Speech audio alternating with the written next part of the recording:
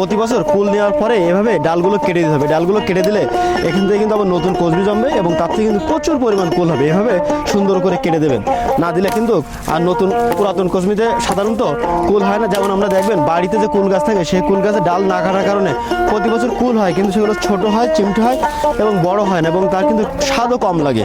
আর এভাবে প্রতি বছর যদি আপনি কেটে দিতে পারেন তাহলে কিন্তু প্রচুর পরিমাণ এখান থেকে ফল হবে। আর এভাবে সুন্দর করে কেটে দিতে হবে। আর দেখেন এই ডালগুলো কিন্তু এই ডালগুলো কিন্তু জ্বালানি হিসাবে ব্যবহার করতে পারেন। এগুলো বিক্রি করে কিন্তু এই বাগান মালিক অনেক বেশি লাভবান হবে।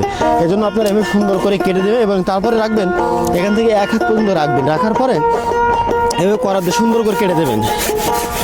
এতে কী হবে, বাগানটা থাকবে যেমন পরিষ্কার পরিচ্ছন্ন, তেমনি কিন্তু প্রচুর পরিমাণ কচমি জমবে আর সেখান থেকে কিন্তু প্রচুর পরিমাণ ফল হবে। যেমন দেখেন এখানে কিন্তু কচমি অলরেডি জমে গেছে। এই কচমিগুলো আমরা ছেড়ে দেবো।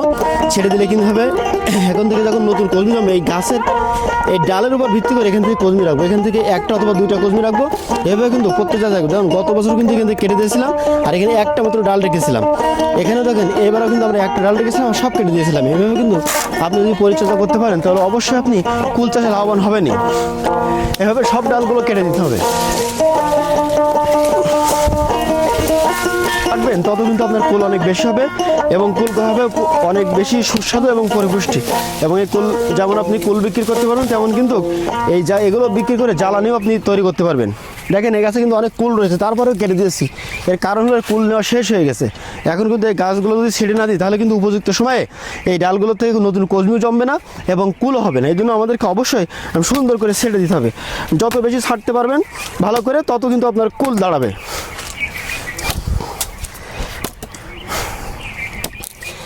এরপরে করতে হবে কি, করাত দিয়ে সুন্দর করে এখান থেকে 1 থেকে 1.5 হাত অথবা তার একটু কম বেশি রেখে এরকম কেটে দিতে হবে। আর দেখেন গত বছর কিন্তু এই ডালে প্রচুর পরিমাণ শক্তি নিয়েছিল, তার কারণে কিন্তু দেখেন এই যে সিলে দেওয়া হয়েছিল। সিলে দেওয়ার কারণ হলো এখান থেকে শক্তি কম নিয়েছিল এবং ফলনগুলো প্রচুর হয়েছিল। শুধু ফুল হয়ে ঝরে যাবে না এবং পাতা হবে না, এর ভিতরে যেমন ফুল হবে তেমন কিন্তু ফল দাঁড়াবে। এর জন্য আমাদেরকে এই পদ্ধতি অবশ্যই অবলম্বন করতে হবে। আপনাদের মনে রাখতে হবে যে কুল চাষ করে লাভবান হতে গেলে অবশ্যই আপনাকে প্রতি বছর কুল হারভেস্টিং করার পরপরই সুন্দর করে ডাল যতগুলো আছে সবগুলো ছাঁটাই করে দিতে হবে। দিলে কিন্তু এখান থেকে এখন কচমি জমবে।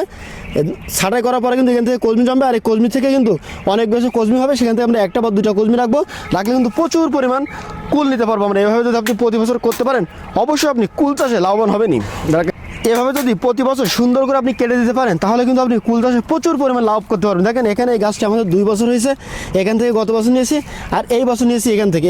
এখন কিন্তু নতুন করে কেটে দিয়েছি, এখান থেকে আবার নতুন কচমি জমবে, সেখান থেকে প্রচুর পরিমাণ ফল হবে। এভাবে আপনারা কুল চাষ করে অনেক বেশি লাভবান হতে পারে। বাংলাদেশের কৃষি কিন্তু কুলের মাধ্যমে বর্তমানে দিন দিন এগিয়ে যাচ্ছে।